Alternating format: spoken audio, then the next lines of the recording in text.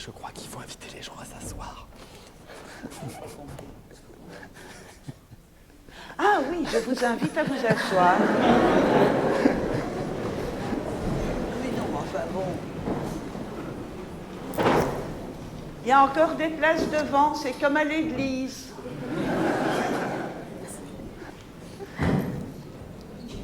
Merci Madame la Présidente. Mesdames, Messieurs, bonsoir. Bienvenue à cette édition 2024 de Plaidoirie. Je suis ravi de vous voir toujours aussi nombreux pour cet événement. Il est venu ce moment si particulier de l'année où nous nous réunissons, avocats, magistrats, personnel de grève, de sécurité, quelques civils qui se sont également perdus dans la salle. Nous nous réunissons pour rire ensemble, ici, dans la cité judiciaire, là où parfois nous croisons le fer de manière un peu moins douce. C'était l'esprit du premier plaidoirie il y a 11 ans maintenant, échanger ensemble dans un cadre un peu plus chaleureux que celui des audiences. Et c'est la raison pour laquelle nous avons tenu, cette année encore, à faire cet événement ici, malgré les contraintes techniques qui peuvent entourer cette salle, malgré la chaleur aussi. Plaidoirie ne se fera pas ailleurs. Cette année est aussi remarquable que les dernières, puisque l'année dernière nous fêtions donc les 10 ans. Cette année, nous fêtons le bicentenaire de notre conférence, et donc nous avons mis les petits plats dans les grands.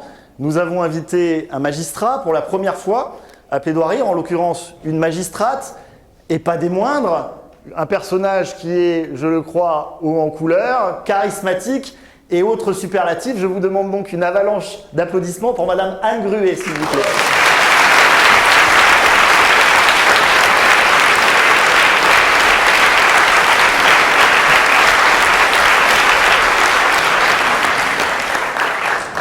C'était donc le petit plat dans le grand. Le plat, c'est moi. Vous avez le choix entre le chou, le salsifis et le haricot. Ma chère Anne, bienvenue. Puis-je me permettre de vous appeler Anne? Non. Non. C'est considérable, tous ces gens qui veulent m'appeler Anne sous prétexte qu'ils me connaissent alors que je ne les connais pas. Je l'entends. Alors, mon cher Bruno... Je vous ai appelé Anne parce que figurez-vous que nous avons des points communs. Le premier va sans doute guère vous parler, mais vous avez le même nom, et je sens que je prends des risques en vous disant ça, que ma grand-mère, figurez-vous, vous appelez Anne également, qui s'appelait Anne également, et elle était de sang belge. C'est pas parce que c'est ma sœur que vous devez vous en vanter. Ma grand-mère était donc belge, figurez-vous, nous avons un point commun. Je suis de sang mêlé, même si par les temps qui courent, eh bien, ce n'est pas quelque chose dont on peut être particulièrement fier. C'est vrai. Être belge par un Euro 2024, ce n'est pas quelque chose dont on peut être particulièrement fier également, mais toujours est-il que j'ai du sang belge. Alors ma chère Anne, vous avez rencontré nos secrétaires de la conférence qui vont prendre la parole ce soir. Ils ont dû vous expliquer le concept de cette soirée que je vais vous rappeler rapidement.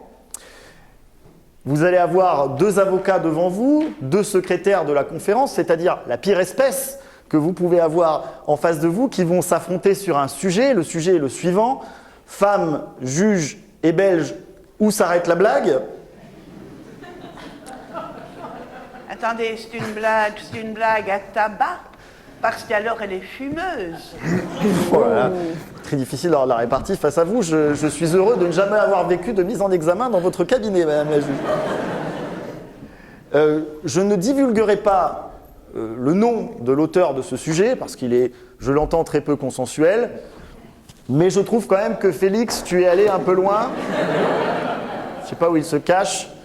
Toujours est-il qu'il n'assume pas. Pour s'affronter sur ce sujet, vous aurez d'abord à l'affirmative. Alors répondre à l'affirmative à ce sujet, où s'arrête la blague, j'entends que c'est un exercice assez délicat.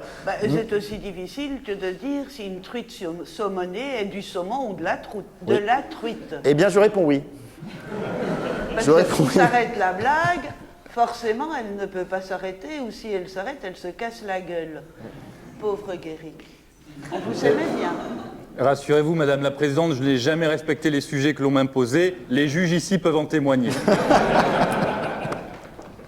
Vous aurez donc tout d'abord en face de vous une avocate redoutable. Méfiez-vous, car sous cette chevelure que tout le barreau envie, et je ne vise personne dans cette chaire en particulier, monsieur le vice-bâtonnier.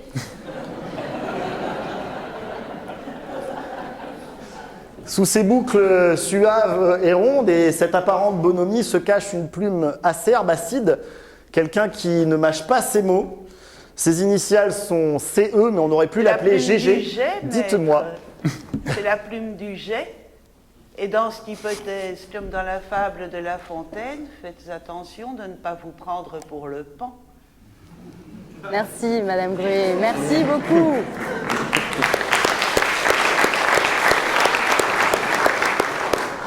Le G, donc, qui se prenait pour un pan, Claire-Emmanuelle Moreau, s'il vous plaît, mesdames et messieurs.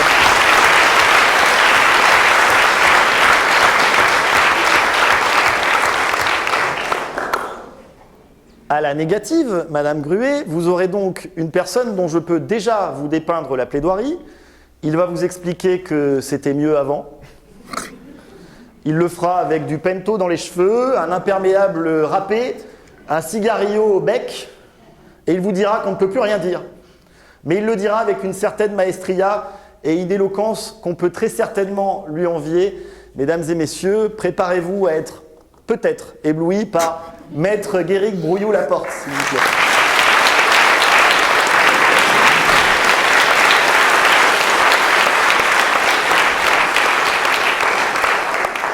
Mais avant cela, Rémi Guillot brossera votre portrait. Rémi Guillot qui ne fait rien comme personne puisqu'il a décidé de s'installer au milieu comme ça, sans que personne ne lui en donne l'autorisation, bien évidemment. Il est mi-avocat, mi-comédien, vous allez le voir. Il est mi-français, mi-belge. Mais c'est un avocat hors pair, au cœur entier, de la trempe de ceux qui parlent 2 fois plus fort quand on leur dit de se taire. C'est un trublion, un saltimbanque. J'espère que vous avez l'estomac bien accroché. Mais Rémi les Guillot. avocats sont-ils parfois, de temps en temps, autre chose que des saltimbanques? Je n'y crois pas. Je pense que nous sommes insolents par nature. Vous avez complètement raison. Tout à fait. C'est notre essence même. Rémi Guillot, mesdames et messieurs, s'il vous plaît.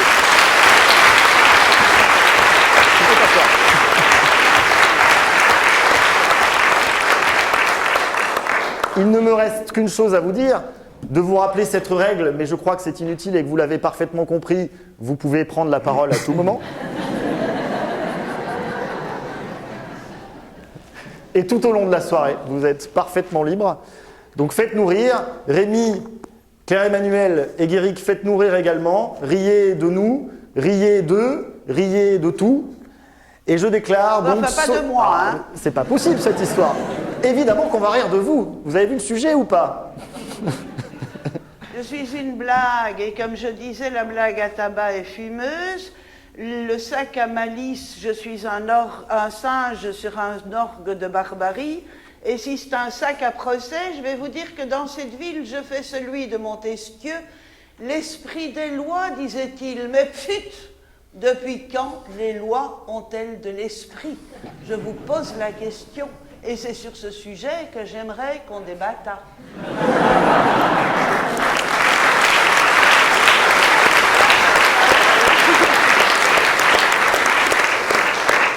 Eh bien, écoutez, petit changement de programme. Donc, sur ce sujet... Alors, on dit que les lois ont des esprits. Très bien. Je déclare donc solennellement plaidoirie 2024 ouvert et je cède la parole à Rémi Guillot, mesdames et messieurs.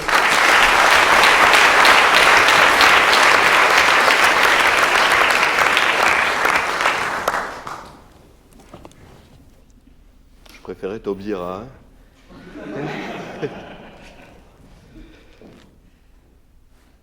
Anne Gruet, Oui, bonsoir. c'est moi, oui. Bienvenue à Plaidoie Triste. Nous avons l'immense honneur ce soir de vous accueillir dans ce temple de l'humour qu'est la Cour d'appel de Bordeaux. Et qui de mieux, vous dirais-je, pour introduire cet événement, que l'homme le plus joyeux du barreau de Bordeaux, le petit prince du rire, le prophète de la joie, moi. Ah, pardon. Et non, Anne Gruet, vous avez été bluffée. Au risque de vous surprendre, À l'intérieur, je ne suis pas si joyeux. Je suis triste. Et vous savez pourquoi ? Je suis le ténébreux, le veuf, l'inconsolé, le prince d'Aquitaine à la tour d'Aboli. Une étoile noire brille à mon blason.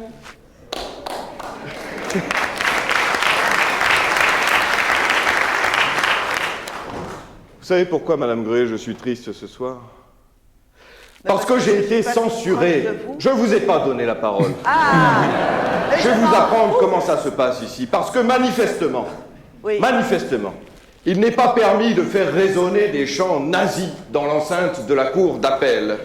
Pas plus qu'il n'est possible de faire plaquer l'invité au sol par un catcheur mexicain pour ensuite lui faire tatouer sur le torse l'inscription « Rémi, tu es l'être suprême qui contrôle ma vie à jamais » sous prétexte que, je cite, « ça fait mal et l'invité pourrait déposer plainte ». On ne peut pas non plus organiser un ventre-église dans cette salle alors que l'espace le permettait, j'avais même acheté une bâche. On ne peut pas tuer un dauphin dans la salle des pas perdus. On ne peut pas mettre les mains au paquet, même aux greffières. Elles ont pourtant passé un concours pour cela. Pas le droit non plus de dire que le parquet est une organisation fasciste aux mains d'une extrême droite totalement décomplexée. C'est vrai? Pas le droit de parler de nazis sans prépuce. On doit rester habillé. On ne peut pas mettre de tongs parce que c'est inadapté. On doit également porter des sous-vêtements. Pas le droit de venir avec des cracheurs de feu parce que les normes incendient. Mais surtout, et je pense que c'est le plus grave, pas le droit de déguiser M. Ruel en petite fée dans le cadre de cette pièce de théâtre que j'ai mis non moins de 8 heures à écrire, alors que je lui avais cousu une petite robe toute mignonne. Alors, que me reste-t-il ? Il m'a bien été suggéré de dresser un parallèle entre vous, Anne Gruet, personnage haut en couleur, et le surréalisme belge. On m'a susurré à l'oreille, tu pourrais dire en somme, au pays de la Belgique, au royaume de Belgique, ce sont tous des petits professeurs tournesol. Les gens vont se taper le cul par terre. Je te promets, Rémi. Non, assurément, l'humour non corrosif ne prend pas prise ce soir. Mais, vous savez, vous n'êtes pas la seule, Anne Gruet, à maîtriser le cinéma, à être cet objet du 7e art. Ici, en France, nous en sommes les précurseurs, ne vous en déplaise, ici même à Bordeaux, ici même dans cette salle, dans cette cour d'appel, nous connaissons le cinéma. Alors, on a nos acteurs. Bon, entre nous, sans offense au personnel de greffe, on croise davantage François Damiens qu'Alain Delon, et moins Léa Seydoux que Yolande Moreau. Mais à partir du moment où vous avez votre ticket d'entrée, à partir du moment où vous avez votre convocation, finalement, s'ouvre à vous dans ce multiplex une myriade de propositions cinématographiques, une myriade de films. Je citerai de manière non exhaustive 12 greffières en colère, Vol au-dessus d'un nid de moineaux, La tête en fritch, Le ponce de la rivière Kouaï, Bon sang qu'il est gros, ton hibre. Couillot, qui brille par sa présence ce soir, son absence plutôt. Et puis Bonne nuit les Pitty.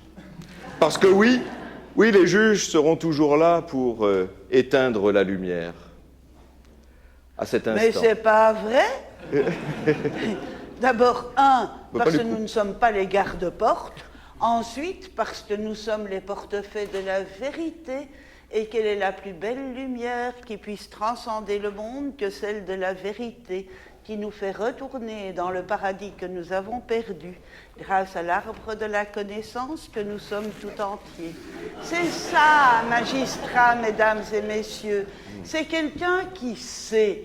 Maître, venez-en au fait, la cour connaît le droit.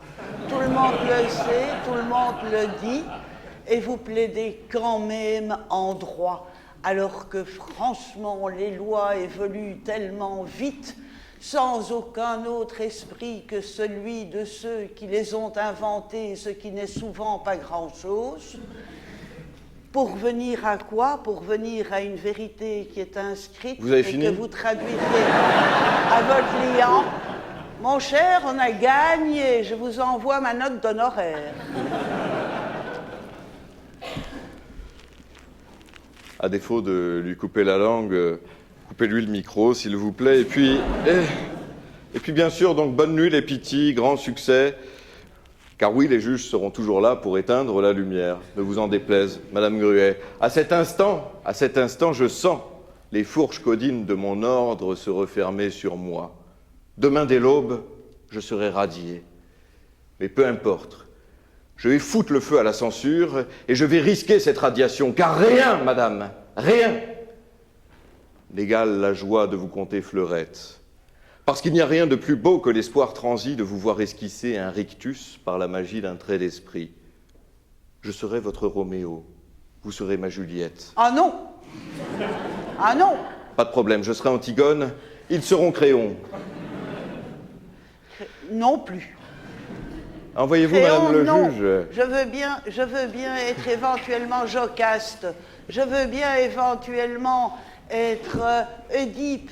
Mais Créon, non, c'est la loi dans toute sa raison. C'est la froideur d'une société qui ne passionne pas les foules et qui ne peut pas les entraîner, voire jusqu'à l'échafaud pour couper la tête de leur roi, ce qu'ils regrettent encore. Mais vous n'êtes que juge. Ah.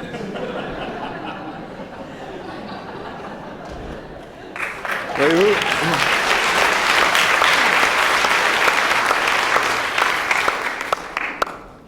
Déjà enfant, Madame Gruet, on me sélectionnait en dernier pour composer les équipes au cours d'éducation physique et sportive parce que j'avais pour habitude de marquer dans mon propre camp.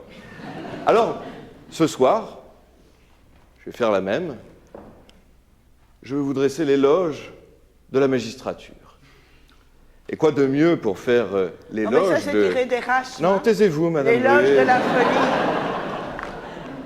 Quoi de mieux pour faire l'éloge de cette belle magistrature française qu'un bon interrogatoire?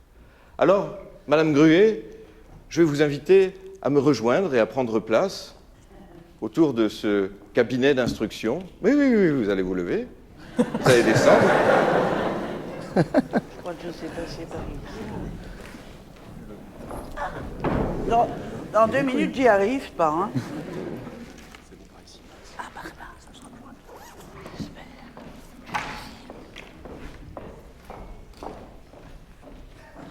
Vous mettez là, s'il vous plaît. Sur le fauteuil crevé? Sur le fauteuil.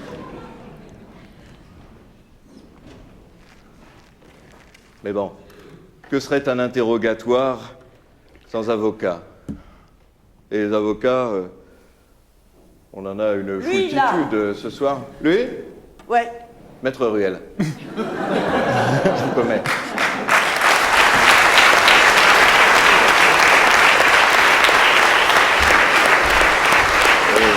Bonjour, Maître Ruel. Votre réputation vous précède. Je vous en prie, prenez place près de votre cliente. Qui en avait dit, ça peut donner des années pour trouver un avocat. Oui, pas du tout. Vous allez voir avec moi, ça va aller tout seul. Oui, Bon, oui, il va vous en faites pas. également, pour composer mon petit cabinet d'instruction, il va également nous manquer une greffière. Je cherche quelqu'un de très en colère dans la salle. Tenez-vous là. Levez-vous donc.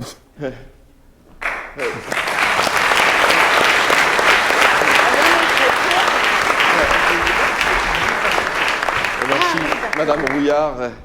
Merci de prendre place à mes côtés et de noter scrupuleusement les déclarations de Madame Gruet. Je vais noter moi-même, ce sera plus facile.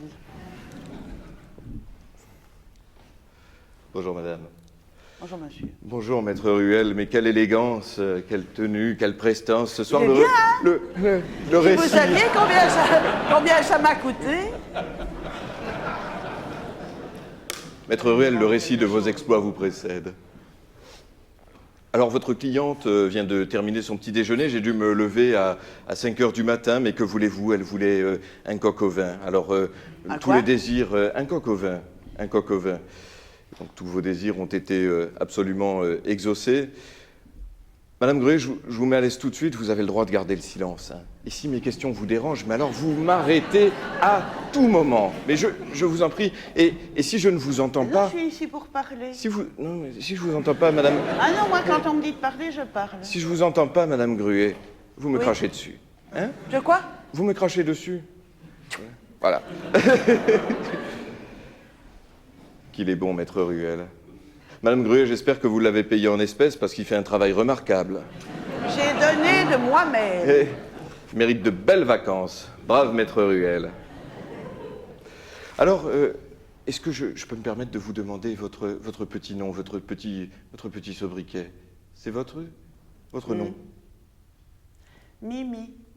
Mimi? Votre prénom? Anne. Bien, noté. Vous m'avez indiqué que vous étiez également juge d'instruction honoraire et suppléante au tribunal de première instance francophone de Bruxelles, vice-président honoraire au tribunal de première instance francophone de Bruxelles, magistrat suppléant au tribunal de première instance francophone de Bruxelles, mais que vous êtes également membre du conseil pénitentiaire, est-ce exact? Oui. Très bien. Mais je suis avocat honoraire surtout. Maître Ruel, vous ferez un prix pour un confrère. Alors, Madame Gruet, je suis vraiment navré. On va devoir vous filmer. Vous savez qu'on est en matière criminelle, donc cet entretien sera filmé. J'adore ça. Mais vous avez permettez l'habitude. une minute Vous avez pour habitude d'être filmé.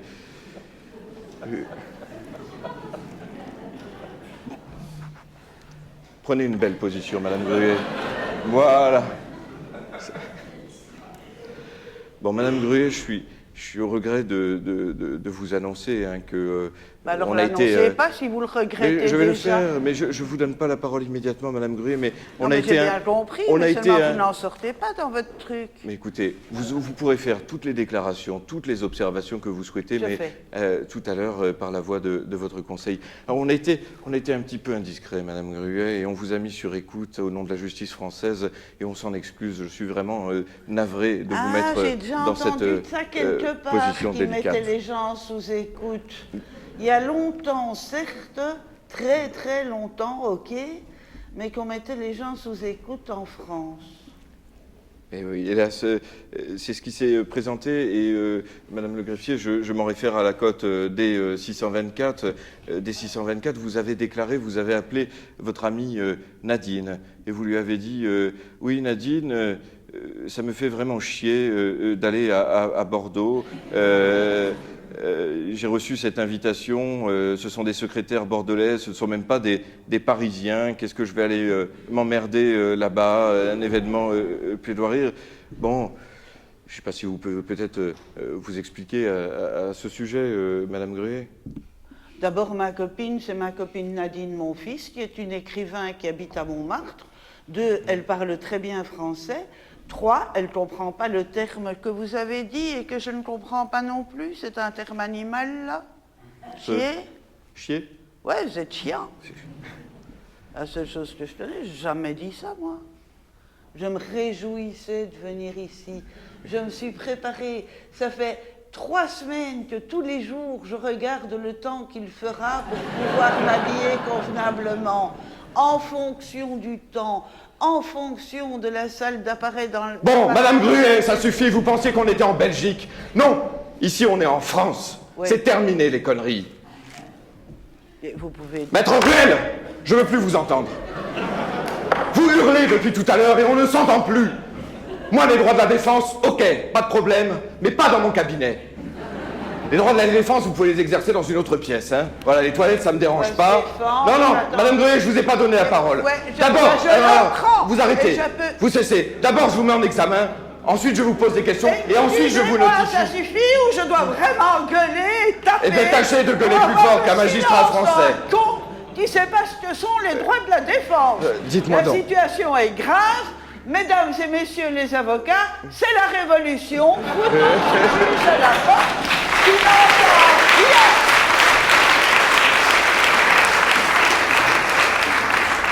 Je crois que vous n'avez pas compris, Madame Gruet. Ah, mais ça, sûrement pas. D'abord, je vous mets en examen. Ensuite, Oui. je vous pose les Vous questions. me mettez en examen, mon médecin Vous l'a la déjà fermez, fait, vous la alors, bouclez. hein. D'abord, je vous mets en examen. Ensuite, je vous pose les questions. Et ensuite, je vous notifie votre droit au silence. D'accord? J'ai rien Moi, je mets en compris, examen vous tout le pouvez monde pas- si je veux. Non, vous vous taisez. Moi, je mets en examen tout le monde si je veux. Maître, je vous mets en examen. En vacances, la semaine dernière, j'ai mis ma mère en examen.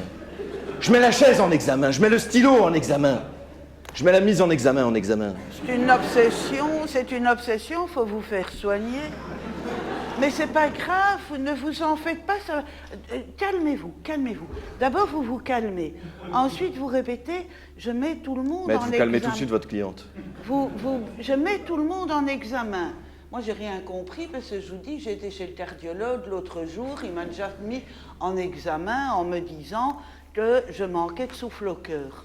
Donc faites attention quand même. Un petit Xanax, vous savez, un petit benzodiazépine du genre qu'on trouve dans les corps des cocaïnomanes.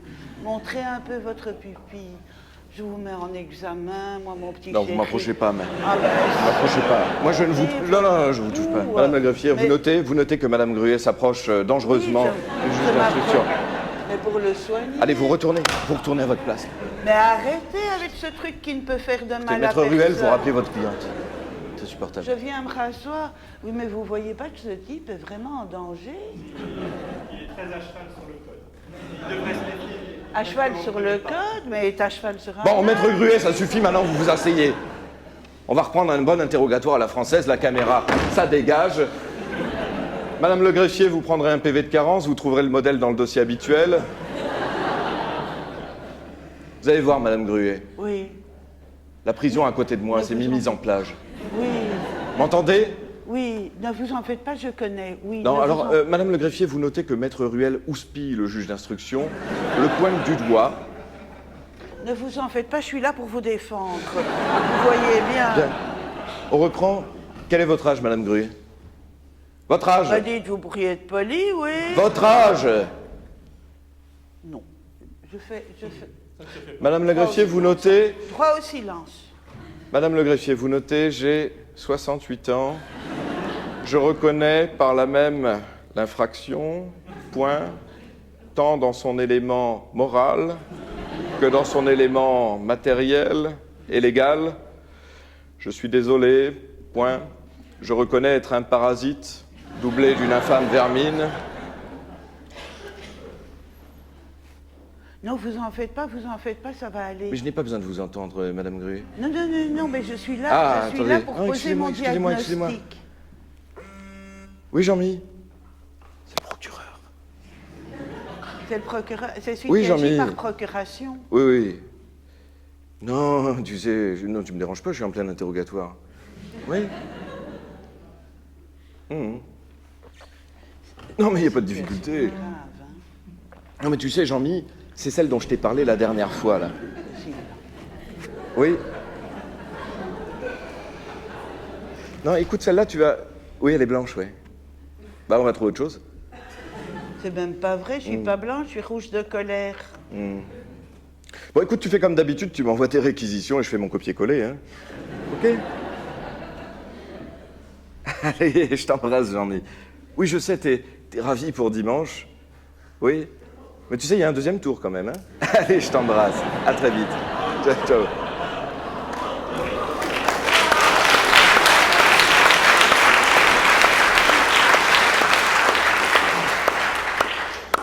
Bien, Madame Gruet, j'ai pas d'autres questions. Madame le greffier... Non, stop, c'est bon. Ouais.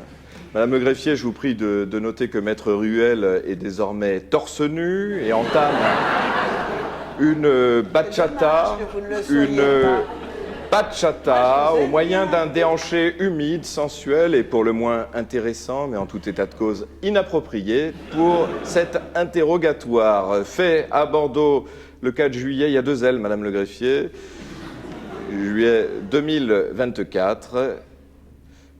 Vous voyez, Madame Gruet, Oui, ça, c'est un interrogatoire. oui. Maître Oui. Ruel, non. Maître Ruel, on fait comme d'habitude, vous faites vos observations dans le couloir, devant le mur des observations. Vous allez devant le mur des observations et vous vous faites plaisir. Vous pouvez noter ce que je vais faire pour interroger l'inculpé qui se trouve ici, Non, à mes côtés. taisez-vous, je délibère là. Donc, Je délibère à juge unique. Monsieur... Je suis en conflit là avec moi-même là. Oh, je sens là. Oui, mais ça va très Oh, bien je sens les se forces passer. négatives, les forces positives là. Monsieur l'avocat. Non, vous sortez, Maître Ruel, vous sortez votre cliente, je délibère. Hein, vous pouvez regagner vos places. Hein, vous allez C'est devant quoi le mur des l'infraction? observations. Vous pouvez, Madame Oui, mais Ruel, si vous vous pouvez savez regagner pas votre pourquoi place. est-ce que vous êtes mon avocat? Je ne sais pas non plus. Vous ne savez pas non plus? Bien, Maître Ruel, je vous congédie, vous pouvez retourner dans le couloir. Madame Gruet, vous pouvez attendre à l'extérieur, s'il vous plaît, avec les escortes, je vais rendre ma décision. Oui. Vous me laissez me concentrer? Ben, je vous laisse pas vous concentrer, vous êtes déjà rouge tomate. Bon, comme écoutez, un Madame pot de Gruet, vous tomate regagnez- concentré. Mais ça va aller, vous savez. Ça va-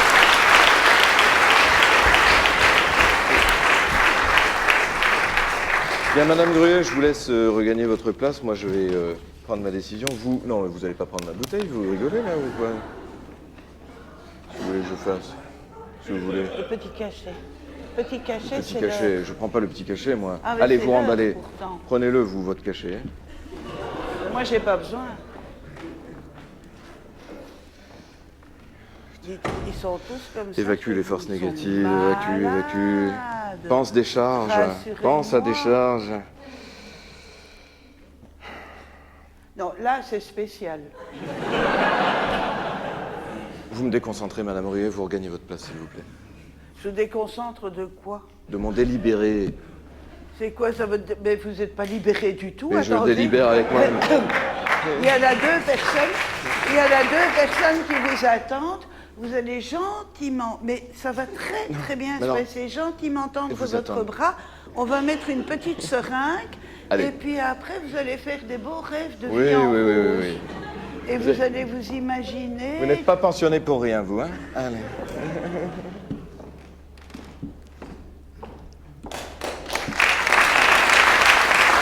J'ai pas pris ma décision.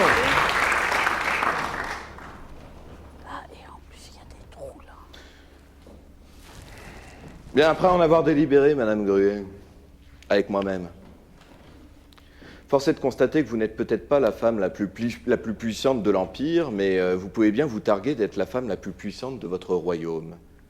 J'en veux pour preuve cette distinction qui vous a été remise, officier de l'ordre de Léopold, de votre royaume, de Belgique. Anne Gruet, vous êtes une source inépuisable d'indépendance.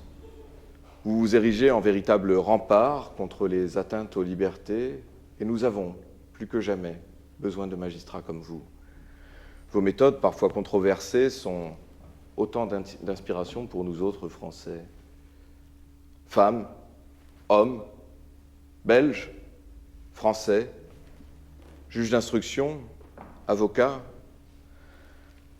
Anne Gruet, je sais que ma tendre faiblesse fera de nous des navires ennemis, mais mon cœur sait des navires ennemis partant ensemble pour pêcher la tendresse.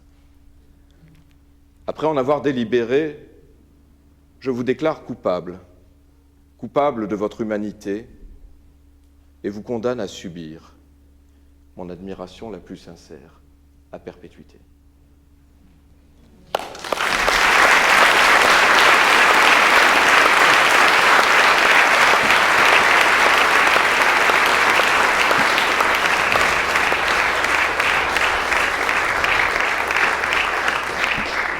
Mais je ne vais pas me laisser fleurir par des hommages qui sont certes charmants, mais souvent pas assez mérités au regard de tout ce que sont les magistrats français. Il faut savoir quand même que pour nous, les Belges, la France, ça signifie quelque chose. C'est le pays quand même de la liberté, de l'égalité, de la fraternité qui, au-delà de tout ce que l'on peut imaginer, en ce qui me concerne, je le pense, des nécessités de la sécurité, parviendra à garantir à chacun le libre arbitre, la libre voix, la libre possibilité de s'exprimer, c'est-à-dire le pays de Voltaire. Je ne suis pas d'accord avec vous, monsieur l'avocat, mais je me battrai pour que vous puissiez exprimer vos opinions, c'est prêter à Voltaire. C'est pour ça que la France reste malgré tout le pays de ce qu'on peut imaginer de plus beau, de ce qu'on peut imaginer de plus vrai. Ce ne sont pas des bâtards comme chez nous, où nous sommes finalement, et à Bruxelles surtout, ce qu'on appelle des ineke, c'est-à-dire des petits entre les deux. Non, vous êtes un pays où dès que l'on pénètre sur son territoire, on se sent adoubé et on se sent plus fier de soi parce qu'on transporte les idées séculaires simplement de cette liberté que je ne peux que vous enjoindre de garder comme le précieux, le plus précieux des trésors, liberté, et non pas cette liberté que de crimes je commettrais en ton nom. Ce n'est pas de celle-là que je veux parler. Je veux parler de la liberté apaisée qui fait que chacun de nous se tend la main, se serre la main, se reconnaisse, quelle que soit la couleur du temps, quelle que soit la couleur de la pièce, même s'il fait noir, un Français reconnaîtra l'autre à sa manière de dire bonjour.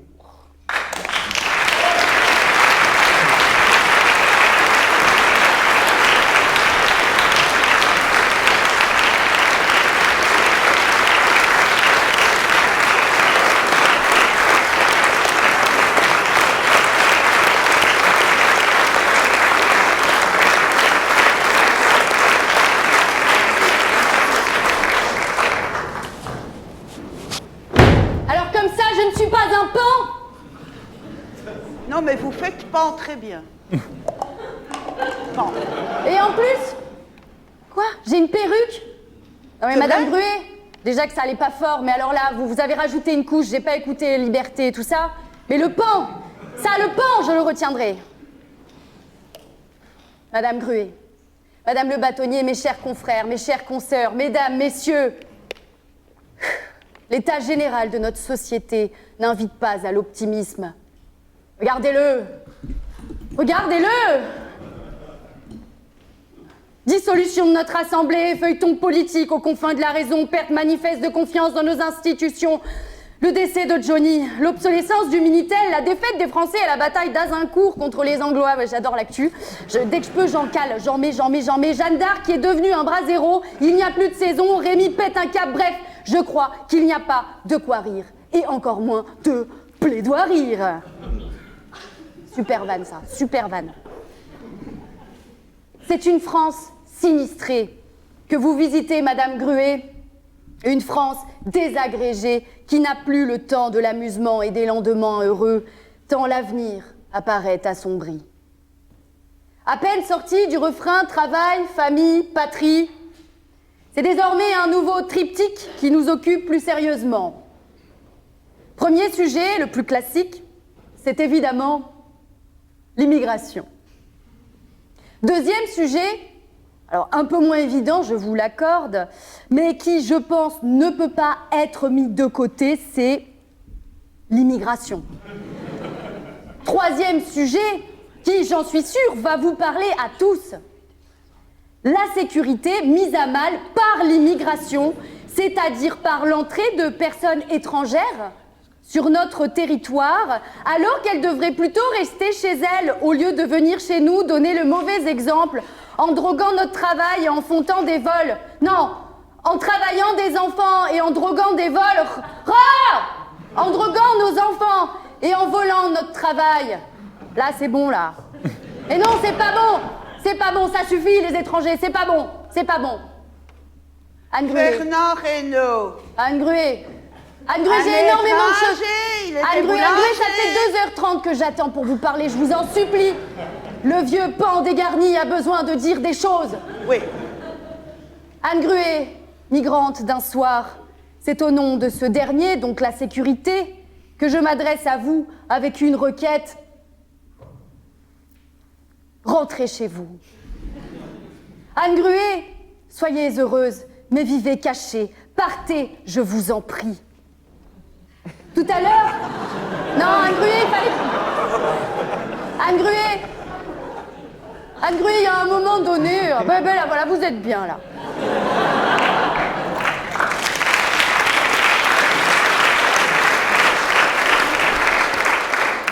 Je vais en faire une spécialement pour vous, attendez. Anne Gruet, ah, revenez, je vous en prie. Et ensuite, vous repartirez, à la fin.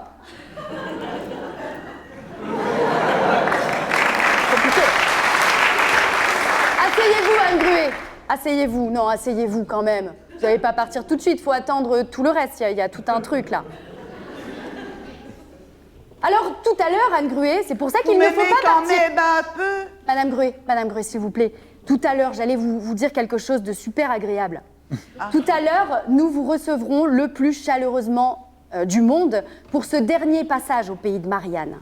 Mais, voilà, juste, l'époque n'a pas besoin, finalement, d'inspiration d'une femme comme vous. Peut-être que les plus flatteurs diront que la France ne vous mérite pas. Oui, c'était pas sympa, en fait. Je pensais que ça allait...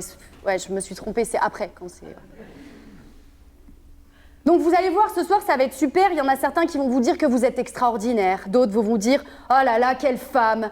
Juge d'instruction, belge, originale, sans filtre. » Anne Gruet, Oui. ce sont des flagorneurs.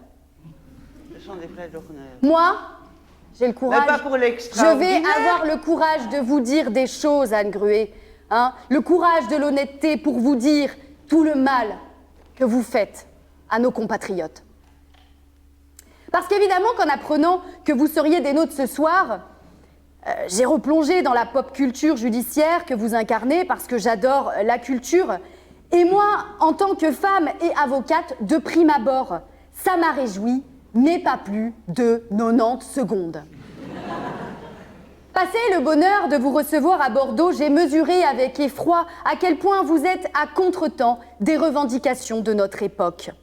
Oui, Madame Gruet, la France est un pays d'incarnation où les idées sont plus secondaires que la personne qui les porte. Nous, Français, c'est à la gueule qu'on choisit celui qui nous gouverne. On a besoin d'icônes, de personnages qui s'inscrivent dans le même courant que les idées du pays. Nous, Français, quand on en a eu marre de la droite capitaliste, qu'est-ce qu'on a fait ?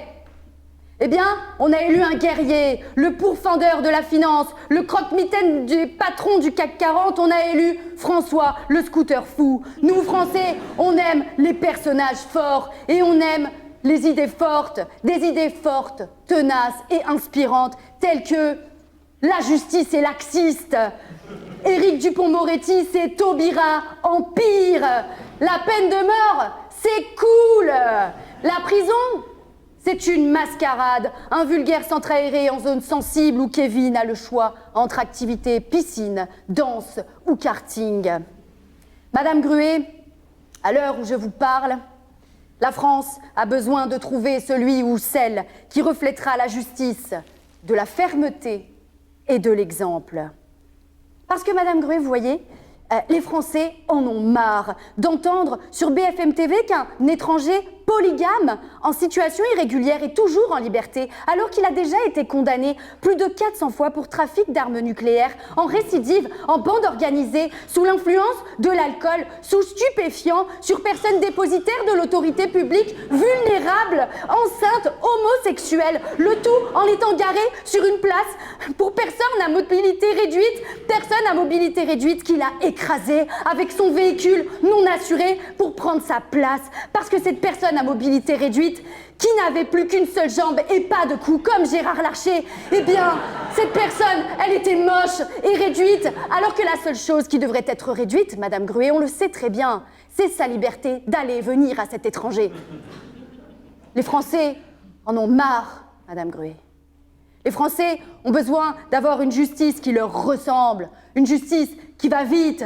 Hop, elle est où ma justice ? Elle est passée, on l'a pas vue. Un adolescent vole un scooter? Eh ben c'est bien mon coco.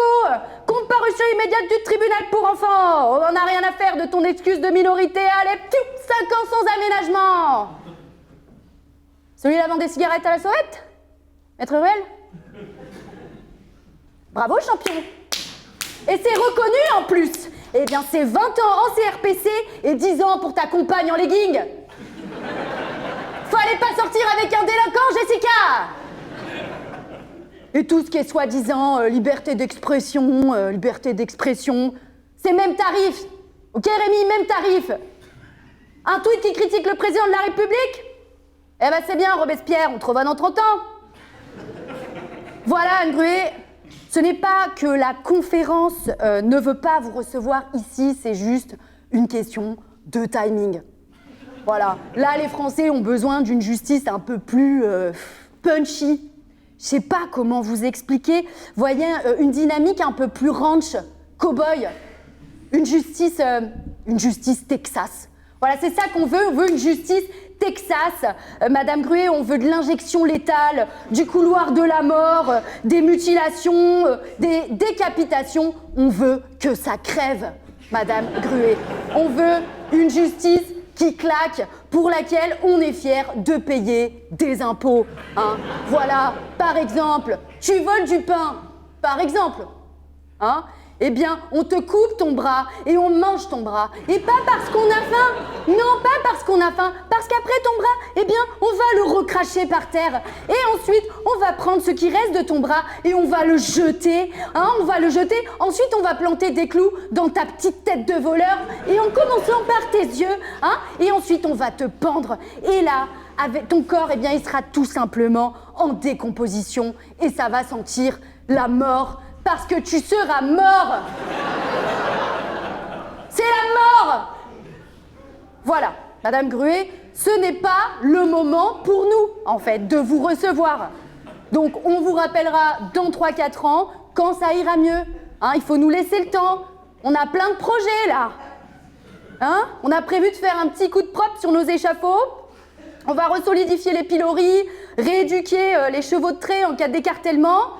On va mettre à disposition de tout citoyen une réserve de briques suffisante, je dirais entre 100 et 110 kilos par foyer pour les lapidations en place publique. Donc on vous rappellera, c'est certain, mais plus tard, hein, plus tard. Hein, après, moi je vous l'accorde, c'est vrai que je trouve que c'est quand même dommage ce rendez-vous raté.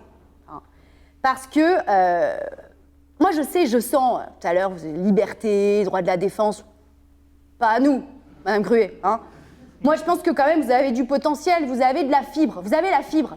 Et tout n'est pas à jeter chez vous. Hein. Et il vous manquait pas grand-chose, finalement, pour satisfaire aux besoins de symboles de nos compatriotes.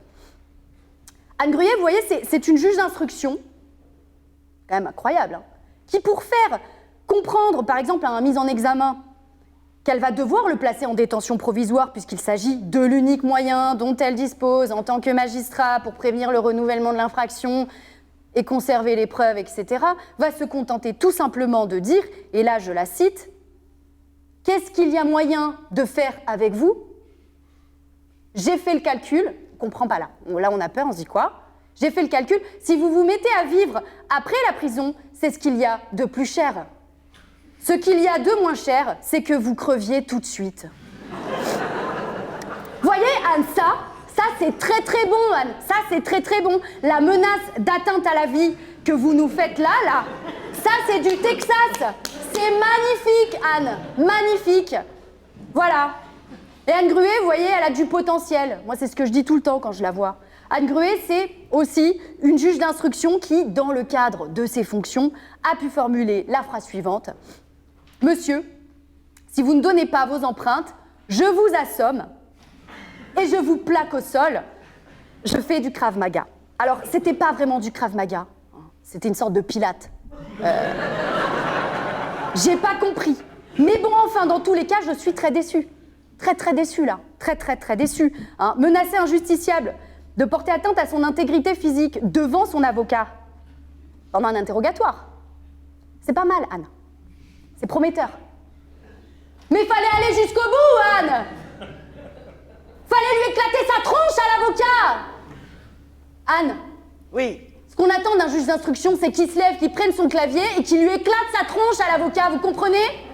Oui, et je prends alors les empreintes. Non mais de moi la- ça me choque, Anne, moi ça me choque. Je vous le dis, ça me choque. Hein? Ça me choque. Je trouve que c'est petit bras en fait ce que vous nous avez fait là. C'est petit bras, vraiment. Vraiment, vraiment, hein. Dans nos reportages à nous, ça, Anne. Ça passe pas, hein. Ça, je vous le dis, ça passe pas. C'est insuffisant pour les téléspectateurs. Hein? Un irrespectueux qui ne donne pas ses empreintes, on défonce l'avocat, premièrement. Hein? Ensuite, on prend le justiciable, on le secoue, on le frappe, on le plaque, on l'incarcère, on instruit après, si on a le temps et si on a envie, en fait. Vous avez vu Rémi tout à l'heure. Voilà, c'est ça. C'est exactement ça. Et pourquoi on doit défoncer l'avocat d'abord? Ça, j'ai pas compris. Mais c'est là où la France a ce petit truc. Vous voyez, ce petit truc. Oui. Ça, c'est la France. C'est pas forcément logique, mais c'est beau. Voilà, c'est beau, c'est la France. Donc en fait, voilà, moi, après, j'ai été déçue, je vous le dis, j'ai été déçue, mais c'est peut-être le problème avec les bons juges ou juste les femmes belges.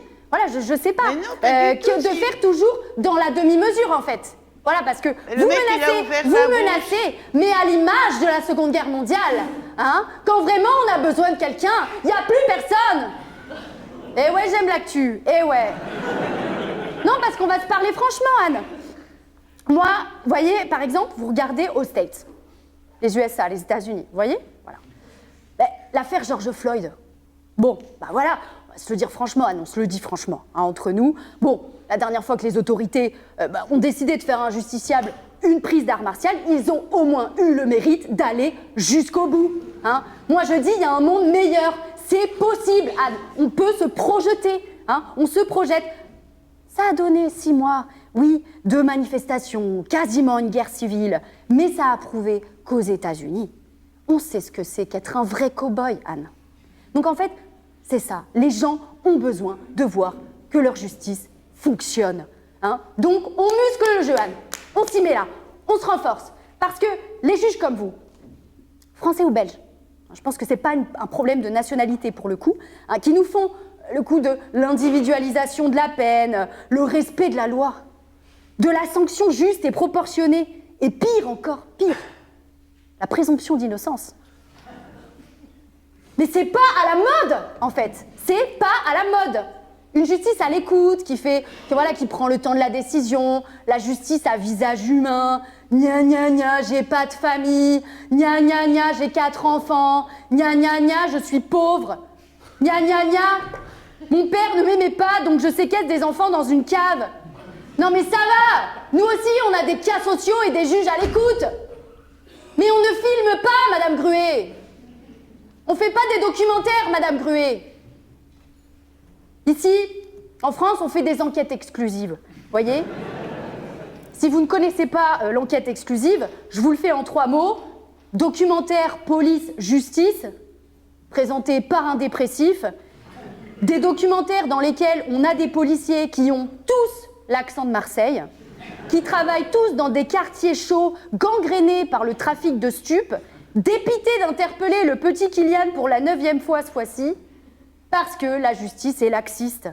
Ces documentaires, contrairement aux vôtres, Madame Gruet, sont utiles, parce qu'ils permettent aux Français de voir que leur justice est toute molle, hein, et sans avoir à se déplacer à une audience publique inutile. Mais vous savez quoi, Madame Gruet, je crois que le pire avec vous, mais vraiment le pire, c'est qu'en plus d'être à contretemps de la doxa de notre époque, vous nous foutez des complexes. Vous êtes là, dans votre cabinet de juge d'instruction, vous faites des blagues pendant les interrogatoires, vous discutez, elle passe un bon moment. Instruction ouverte pour triple homicide chez Anne Gruet, et voilà que ça papote, et blablabla, et blablabli avec les greffiers, et blablabla, que ça taille le bout de gras à une prostituée qui cellophane des phallus, que ça prend des cafés, que ça propose des bonbons, que ça met mal à l'aise, Madame Gruet. Madame Gruet, la France souffre de vous voir heureuse au travail. La France souffre de ne pas voir une juge sévère, répressive, punitive, dont l'époque a besoin. Ici, nos juges, ils galèrent. Vous les voyez, ils galèrent, ils sont mal. Ils sont malheureux et ça, le français, ça le rassure. Vous comprenez? Ça lui fait du bien. Parce que nous aussi, on aimerait bien, Madame Gruet, voyez, se balader toute la journée dans les couloirs du palais, caméra dans le dos, proposer des bonbons à tout le monde, hein, air décontracté et cool. Mais ça donnerait quoi, un documentaire sur nous, Madame Gruet? Ce serait quoi, un film sur la vie de Rémi? Et là, tout le monde rigole, imaginez. Ce serait quoi, un film sur la vie de Rémi, par exemple? Au mieux, un remake de 120 battements par minute, hein, avec du Xanax à la place de l'ecstasy. Ce serait quoi? Pareil pour Guéric. Regardez-le. Hein, si on tournait un documentaire sur sa vie, on verrait enfin qu'il n'est pas une version moderne du magnifique de Belmondo. Je suis désolée. Mettant en scène un bellâtre viril des années 70, sans attache, séduisant toutes les femmes et terrassant les ennemis de la République. En réalité, on verrait Guéric, homme déconstruit, changer des couches, aller en vélo au marché des Capucins avec son épouse et devenir vice-président de l'association des voisins nommée pour l'instauration d'un dodane dans notre rue pour lutter contre la pollution sonore. C'est ça que vous voulez pour notre justice, Anne Gruet? Que ceux qui ne la fréquentent pas aient encore une plus mauvaise image de l'institution? Je ne crois pas, non? Alors partez! Au nom de la conférence du stage, Anne Gruet, je vous présente nos excuses les plus sincères. Je vous demande pardon, Anne Gruet. Dans quelques années, cette erreur de timing ne sera qu'un mauvais souvenir et nous nous reverrons à la cafétéria du palais pour en plaidoirir ensemble. Aujourd'hui, Anne Gruet, c'est l'émotion d'abord, la peur ensuite et la réflexion après. Alors, il faut laisser le temps à ceux qui le veulent de voter en contestation du pouvoir établi au nom de la crainte et du désespoir. Laissez le temps à ceux qui croient plus à la sécurité qu'à la liberté, à ceux qui font plus confiance à des discours démagogiques qu'aux grands principes de l'institution judiciaire. Laissons-leur le temps d'avoir ce qu'ils souhaitent. Et puis, une fois qu'on aura bien limé nos libertés, abîmé nos juges, qu'on aura une justice aussi sévère qu'expéditive pour satisfaire les instincts primitifs et vengeurs, une fois que les palais auront été désertés par tous les auxiliaires de justice usés, par les avocats, les greffiers ou bien les huissiers de justice, là, on se rappellera de vous, avec la nostalgie du temps d'avant. On verra peut-être à quel point les idéaux qui vous habitent, vous et les autres qui y croient encore, nous étaient précieux. Alors l'humanité dans vos yeux, dans nos yeux, la simplicité de vos mots et le respect d'un serment seront autant de Madeleine de Proust pour inspirer la mélancolie. Madame Gruet, vous avez eu le courage de l'authenticité et vous avez donné à la justice un visage inspirant, abordable et connecté au réel. Parce que je le crois, la bonne justice, peu importe notre place dans le procès, c'est celle qui n'oublie jamais qu'elle est comme ceux qu'elle juge, jamais infaillible et terriblement humaine. Et parce qu'il me faut terminer ici et répondre à la question qui m'est posée. Femmes, juges et Belges, la blague s'arrêtera quand notre monde n'aura plus aucun des trois.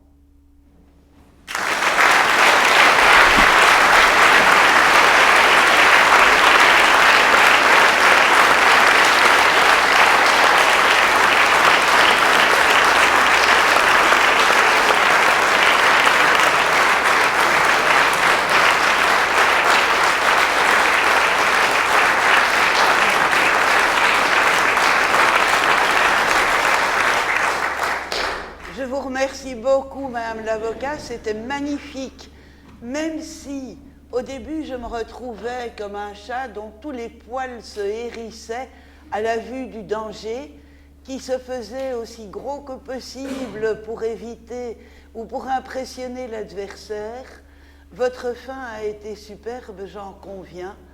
La seule chose, peut-être, que je me permettrais de dire, c'est, entre les deux, le début qui m'a hérissé à un point dont vous n'avez peut-être pas idée, peut-être que chacun de vous le sait dans son être le plus profond, combien c'était pas possible, pas possible. On rigole ici, arrêtez, taisez-vous, c'était comme une fraise chez le dentiste. s'il vous plaît, ou alors le gamin des voisins qui joue du violoncelle ou qui apprend.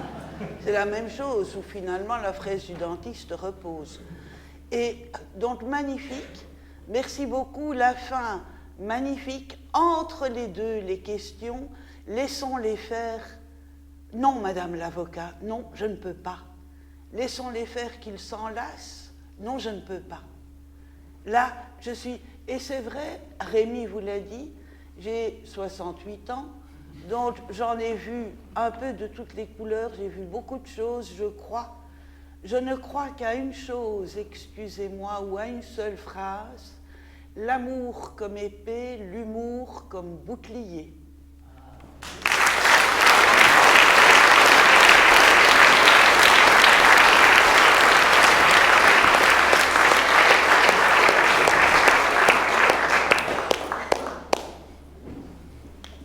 Madame la Présidente, figurez-vous que lorsque j'ai dit à mon entourage que vous étiez notre invité d'honneur, tout le monde a eu l'exacte même réaction. Je cite, « Je ne vois pas du tout de qui tu parles ». Alors je sais que les Français, nous ne sommes pas très bons lorsqu'il s'agit de s'intéresser à autre chose que nous-mêmes.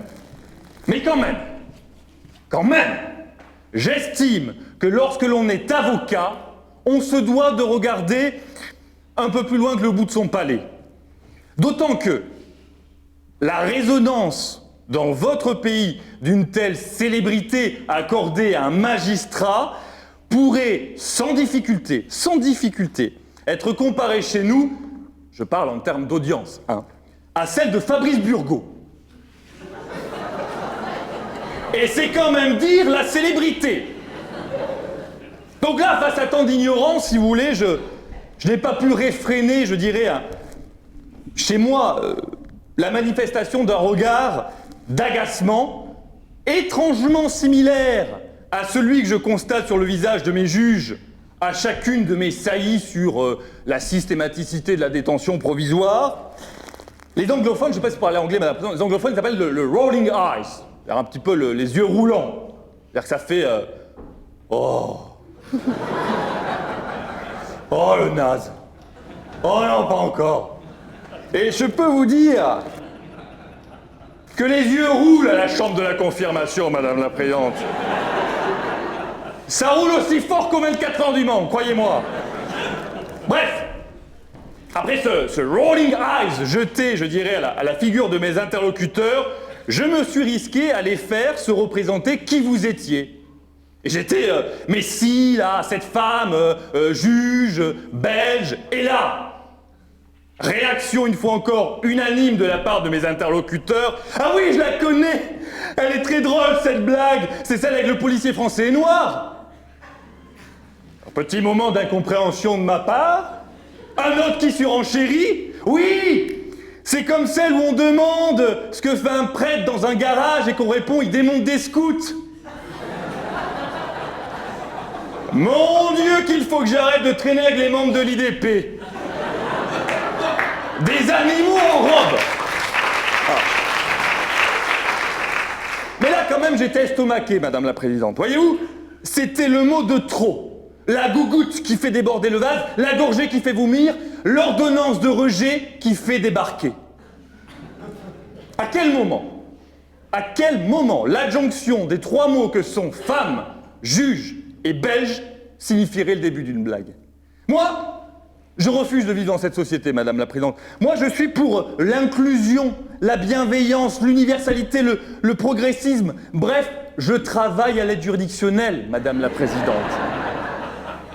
Alors, parce que pour initier une lutte, il faut d'abord poser un diagnostic, je me suis demandé lequel de ces trois mots était le plus responsable de cette présomption de blague. Et je pense pouvoir affirmer, sans me tromper et sans surprise, que le mot belge porte l'entière culpabilité. C'est-à-dire qu'en France, madame la présidente, vous mettez le mot belge dans une phrase et c'est joué d'avance. Tout le monde pense qu'on part sur une bonne blague de chez nous, parce qu'on est chez nous, putain. C'est comme si vous demandiez à un Français qui voit un Arabe courir dans la rue de penser d'abord au footing plutôt qu'au vol à l'arraché. c'est contre-intuitif pour nous, Madame la Présidente.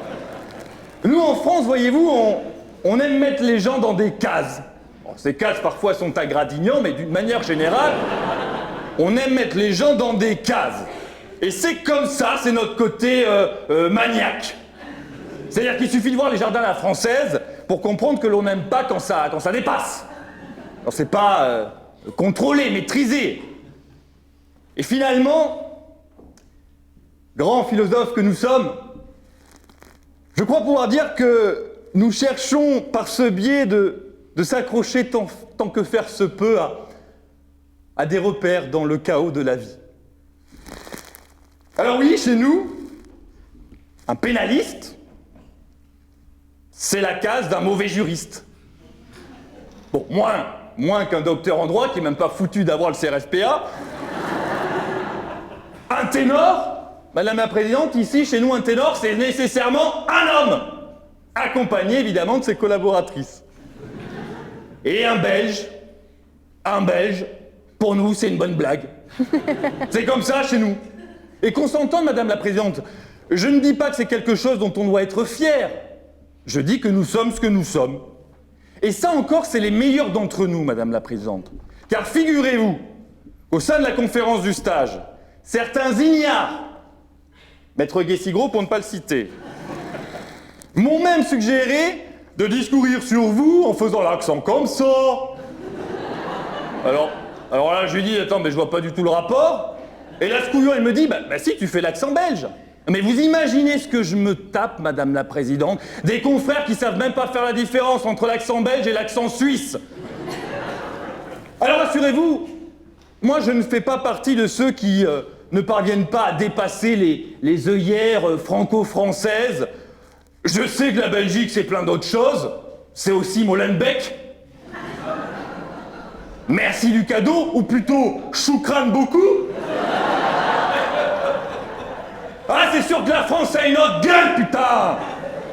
Suffit de penser à tous ces Français ayant fait la gloire de notre pays, je pense à René Magritte, à Georges Simenon, à Raymond Devos, et surtout au premier d'entre nous, à Jacques Brel. Oh, je les vois venir, ces petits diables rouges, là, venir me crier dans les oreilles, ils sont à nous, ils sont à nous! Mais, vous savez... le droit du sol, ça fait pas tout, Madame la Présidente. Enfin, à partir de dimanche prochain, évidemment. Je veux dire par là qu'ils ont beau être nés en Belgique, leur talent les a rendus français. C'est comme ça en France. On vole aux autres ce qu'on n'a pas chez nous. C'est ce qu'on appelle l'immigration choisie. Rassurez-vous, rien de xénophobe dans tout ça. Ah non, non, non, non, non. Non, non, non, Madame la Présidente.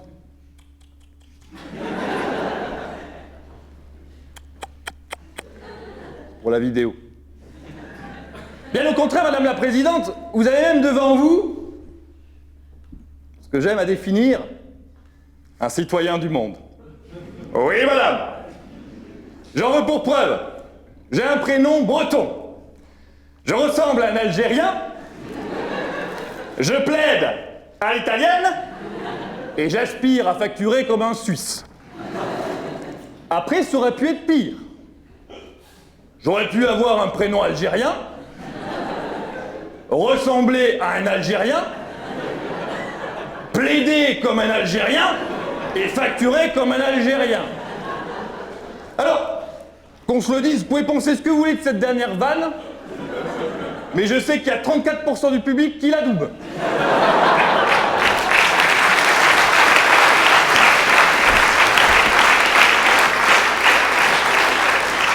Et figurez-vous qu'en bon breton que je suis, eh bien, je m'adapte quand je sens le vent tourner. Le Manuel Valls du barreau, qu'on m'appelle. Le Jean-Vincent Placé de la conférence. Et quand le vent souffle à droite, je vais à droite. Et quand le vent souffle à gauche, je vais à droite quand même. Question d'habitude. Mais bon, parlons d'autre chose, Madame la Présidente, et mettons de côté un temps l'horizon proche de ces lendemains qui hurlent. Vous savez, Madame la Présidente, je ne sais pas si vous avez déjà été mise au courant un petit peu ce soir, mais selon l'avis de beaucoup de monde ici, je suis un vieux con cisgenre. Alors, si le terme de vieux con était à ma portée, je vous confesse en revanche, j'ai eu besoin d'un peu plus de temps pour maîtriser ce concept wokiste de cisgenre. Apparemment, ça finirait être bien dans ses bottes, ou plutôt dans sa culotte. Je vous confirme que je suis plutôt à l'aise dans mon slip kangourou. Mais de là à dire que je suis un vieux con cisgenre, je trouve ça un peu excessif. Est-ce que j'aurais aimé naître sous la présidence de Paul Doumer? Oui. Oui. Oui. Pas m'en cacher. Est-ce que je comprends comment TikTok fonctionne? Non. Non. Et voilà. J'ai eu le malheur un jour de répondre à ces deux questions ainsi et j'ai été mis dans la case. Alors je vous rassure, Madame la Présidente, dans cette case, je ne suis pas tout seul. Je la partage avec pas mal d'autres vieux cons cisgenres. Beaucoup sont d'ailleurs avocats au barreau de Bordeaux. Et je dois avouer, force est de constater, que l'ambiance n'y est pas si mal. Mais je m'en sors mieux que certains parce que notre case, elle est juste à côté d'une autre qui pour le coup est horrible. Cette case, c'est celle des pervers narcissiques. Croyez-le ou non, Madame la Présidente, mais cette case, elle déborde à la Gradignanaise. Le problème de cette case, c'est le caractère fourre-tout. C'est-à-dire que, tôt ou tard, tous les hommes y font un séjour. À côté d'eux, il y a également la case de ceux qualifiés de borderline. Et pour y rentrer, rien de plus simple. Peu importe qui vous êtes, je dirais le caractère sérieux de votre profil cognitif, non, il suffit simplement de répondre à un test Rorschach proposé par n'importe quel expert de justice du ressort de la Cour d'appel de Bordeaux. Ne vous embarrassez pas, je dirais, avec les questions à formuler. Peu importe que vous voyez un papillon, un nuage ou une verge ensanglantée, le diagnostic sera le même, borderline avec fort risque de récidive. Alors, je vous dis pas que le diagnostic, il ne tombe pas parfois juste. C'est vrai qu'on voit parfois débarquer dans cette case des hommes tout nus en érection. Mais bon, quand même que les experts gardent la tête froide parce que je leur rappelle volontiers qu'une montre cassée donne l'heure 2 fois par jour. Mais face à toutes ces cases, Madame la Présidente, je crois finalement que j'ai de plus en plus envie d'intégrer la vôtre. Celle de ceux qui s'en foutent. De ce que l'on peut dire ou penser d'eux. Peut-être allez-vous, je dirais, tempérer mon envie de l'intégrer, me dire que votre case aussi, c'est la cour des miracles, qu'on arrive parfois à côtoyer le joueur de Diabolo, le cracheur de feu du coin de la rue, qui lui aussi s'en fout ce qu'on pense, un peu trop d'ailleurs quand même.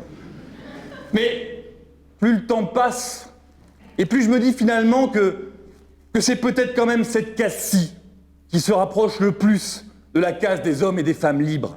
Alors oui, Madame la Présidente, en bon vieux cisgenre français et vieux con que je suis, je n'ai pas pu m'empêcher de vous mettre dans une case. Mais je vous prie de croire que je me suis efforcé de vous mettre dans la plus belle que je connaisse, au sein de laquelle j'espère un jour que vous m'accueillerez. D'ici là, bon vent à nous, toutes et tous. Et comme on dit chez vous en Belgique, Allah Akbar.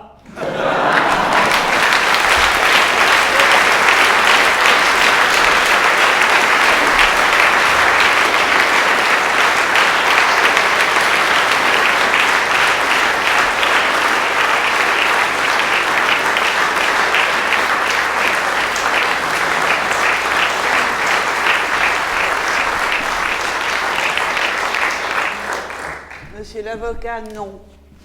Ouvrez, ouvrez la cage aux oiseaux, regardez-les s'envoler, c'est beau. Vous ne me mettrez pas dans une case. Je n'en veux aucune, comme je n'en veux aucune pour personne de case.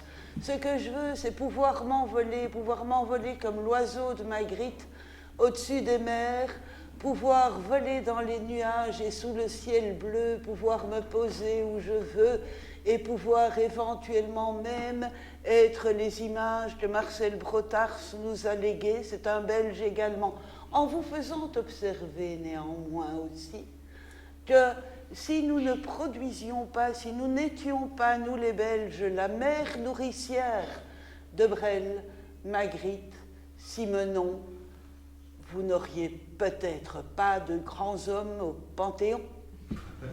Mais grâce à nous, vous pouvez venir chercher au berceau, parce que nous avons les fées qui permettent tous ces talents. Vous pouvez venir chercher au berceau, pour autant encore qu'on admette que Français et Belges sont différents. Et moi, je refuse cette différence, tout simplement. Je suis désolée, j'ai admiré votre discours, j'ai apprécié, admiré le vôtre également, il n'y a pas de différence entre les mots. Simplement pour vous dire, moi je suis du monde. C'est bête, mais c'est comme ça. Et je ne comprends pas ce que veut dire le mot algérien sur le sol français. Dès le moment où on a choisi le sol et qu'on s'y sent bien, qu'on n'y est pas rejeté par les vagues et qu'on peut y creuser son trou, on est de là parce que c'est là qu'on va fleurir.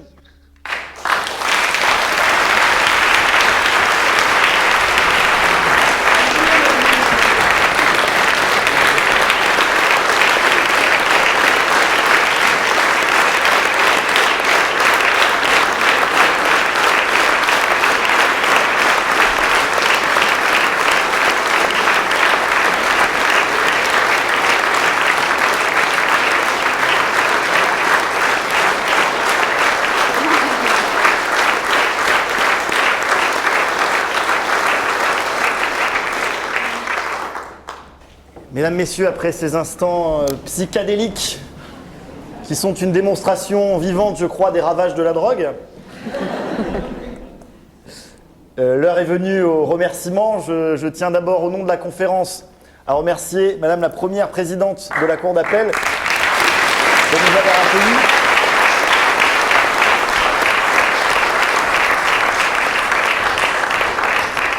Le timing, toujours. Ça va aller assez vite, rassurez-vous.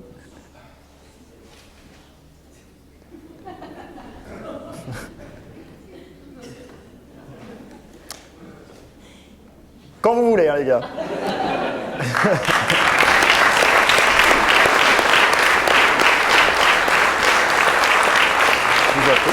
Merci. Merci, je le redis, plaidoirie ne pourrait pas se faire dans un autre endroit. J'en suis convaincu. Je tiens également à remercier Madame la bâtonnière, Madame le bâtonnier, pardonnez-moi pour cet impair impardonnable, au contraire pour son soutien inconditionnel, matériel et moral.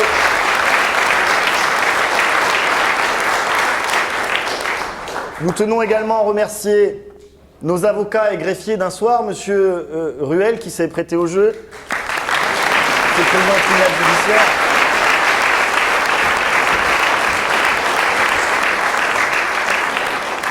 Ainsi que Madame Rouillard.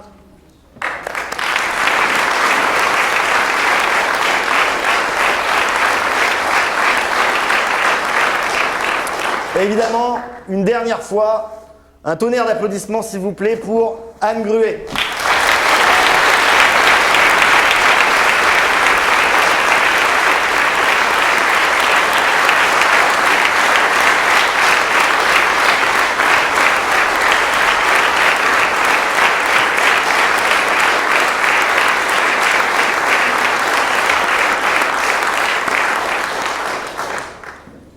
Je sais que vous avez déjà beaucoup pris la parole, Madame Gruet, mais la tradition veut que le dernier mot vous revienne. Je précise simplement qu'à l'issue de ce plaidoyer qui s'achève, et qui va s'achever dans quelques secondes, minutes ou heures, semaines, qui sais-je, un cocktail est organisé dans les salons de l'hôtel de ville où vous êtes tous les bienvenus. Madame Gruet, je vous laisse la parole une ultime fois.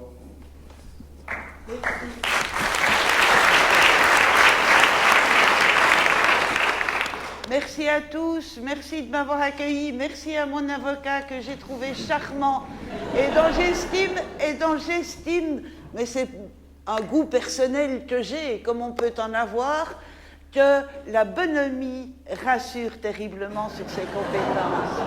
Merci à vous, Maître Ruel. Merci à ma consoeur d'avoir joué la greffière. Vraiment très bien, très... Bon, pas faire grand-chose, on est bien d'accord, mais face à un juge d'instruction qui était aussi buté, il est évident qu'on ne pouvait pas faire grand-chose. Merci à vous, dont je ne connais pas les noms de famille, mais dont je peux citer les prénoms, Claire Emmanuel et Guéric, pour ce que vous avez fait, ce que vous avez donné de vous-même, et la beauté, enfin, ce discours dont j'ai dit chaque fois, je ne me rendais pas compte qu'il y avait moyen de me hérisser à ce point-là pour me caresser ensuite et me faire oublier les autres propos.